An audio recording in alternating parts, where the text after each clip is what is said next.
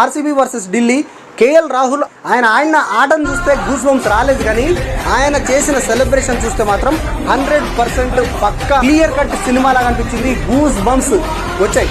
So దీని గురించి నేనేం చెప్పదలుచుకోలేదు, కానీ కేఎల్ రాహుల్ చేసిన ఆ సెలబ్రేషన్ని నుంచి మనం ఏం నేర్చుకోవాలి అని అంటే, మనకు ఎక్కడైతే రెస్పెక్ట్ లేదో, అది జాబ్లో అయి ఉండొచ్చు, ఏదైనా పని దగ్గర అయి ఉండొచ్చు, లేదంటే ఇంకెక్కడైనా అయి ఉండొచ్చు, మనకు రెస్పెక్ట్ లేని దగ్గర నుంచి అత్యంత తొందరగా వెళ్ళిపోయి ఎక్కడైతే మనకు రెస్పెక్ట్, మన నిర్ణయాలకి మనకు ఫ్రీడమ్ని ఇస్తారో అక్కడ మనం కష్టపడి మన టాలెంట్ చూపిస్తే డెఫినెట్గా మనకు సక్సెస్ వస్తుంది అనేది కేఎల్ రాహుల్ జర్నీ నుంచి మనం చూడొచ్చు. ఎందుకంటే ఎల్ఎస్జీలో ఆయన ఉన్నప్పుడు ఆయనకి ఎన్ని అవమానాలు ఎదురైనాయో మనకు తెలుసు. సో యాక్చువల్గా ఆయన ఆర్సీబీకి ఆడదాం అనుకున్నాడు, కానీ ఆర్సీబీ వాళ్ళు ఎక్కువ అమౌంట్ పెట్టలేకనో, లేదంటే వేరే ఆయన విలువ తెలియకనో ఆయనని యాక్షన్లో తీసుకోలేదు. సో అదే యాక్షన్లో ఢిల్లీ ఆయనను తీసుకున్నది.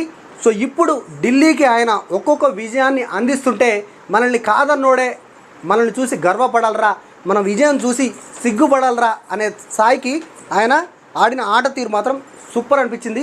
సో మనం కూడా లైఫ్లో అది నేర్చుకోవాలి డెఫినెట్గా.